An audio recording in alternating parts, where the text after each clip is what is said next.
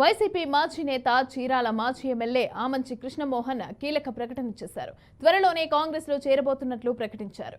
చీరాలలో జరగబోయే కాంగ్రెస్ బహిరంగ సభలో వైఎస్ షర్మిల సమక్షంలో జాయిన్ అవుతానని తెలిపారు. ఇక ఇటీవలే ఆయన వైసీపీకి రాజీనామా చేశారు. జగన్తో తనకు ఎలాంటి అభిప్రాయ భేదాలు లేవని అన్నారు.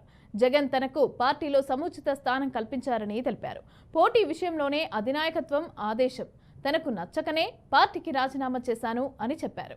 తాను చీరాల నుంచి పోటీ చేస్తానంటే పర్చూరు నుంచి పోటీ చేయాలని నాయకత్వం కోరిందని అన్నారు.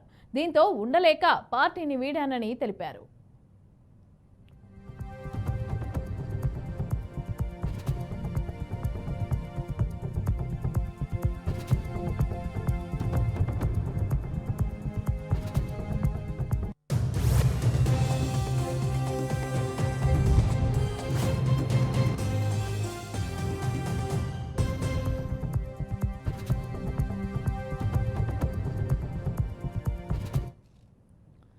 రెడ్డిగా ఆమంచి కృష్ణమోహన్ అయితే వ్యాఖ్యలు చేశారు. అయితే పర్చూరు నుంచి పోటీ చేయమని అన్నారు. అందుకే నేను వైసీపీకి రాజీనామా చేశాను అనేసి అని చెప్పి నేనేమో చీరాల నుంచి పోటీ చేయాలి అని అనుకుంటున్నా అని చెప్పి అయితే కృష్ణమోహన్ అయితే మాట్లాడడం జరిగింది. అయితే దీనికి సంబంధించి పూర్తి డీటెయిల్స్ మా ప్రతినిధి మధు అందిస్తారు. మధు, చెప్పండి, కృష్ణమోహన్ వ్యాఖ్యలను ఏ విధంగా చూడొచ్చు? అలాగే జగన్ కి నాకు ఎలాంటి భేదాభిప్రాయాలు కూడా లేవు అనేసి చెప్పి ఆయన ప్రకటించడం జరిగింది. అలాగే అదేవిధంగా వైసీపీ నుంచి నేను మొన్నే బయటకు వచ్చాను, అలాగే నేను కాంగ్రెస్ లో చేరబోతున్నాను అనేసి అని చెప్పి ఒక క్లారిటీ అయితే ఇస్తున్నారు. అయితే ఏం జరిగే అవకాశం ఉందంటారు? చీరాల నుంచి పోటీ చేసే అవకాశం ఉందంటారా ఒకవేళ కాంగ్రెస్ లో చేరితే?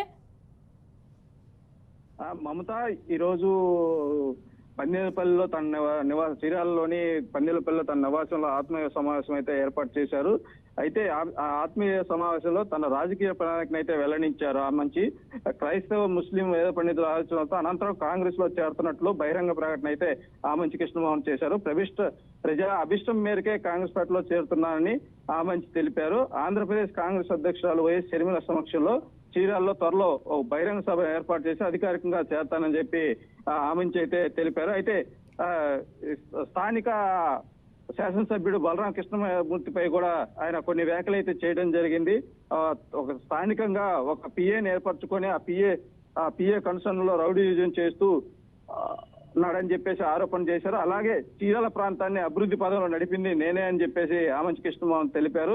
అలాగే చీరాల్లో ఇంత దుర్మార్గం జరుగుతుంటే నోరు కూడా మెదపని టీడీపీ ఇన్ఛార్జి ఎంఎం కొండయ్య పైన కూడా ఆయన నోరు మెదపలేదని చెప్పేసి ఆరోపణలు అయితే చేశారు.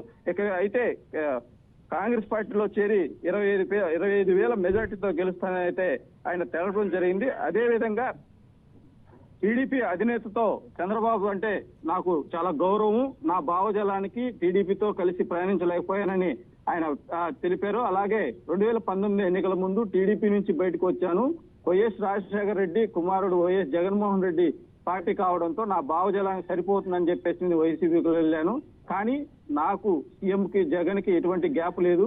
వైసీపీలో నాకు సముచిత స్థానం కల్పించాలని ఆయన ప్రకటిస్తానన్నారు, కానీ ప్రకటించలేకపోయారు. వైసీపీ అధిష్టానం నన్ను పర్చూరు ఇన్ఛార్జిగా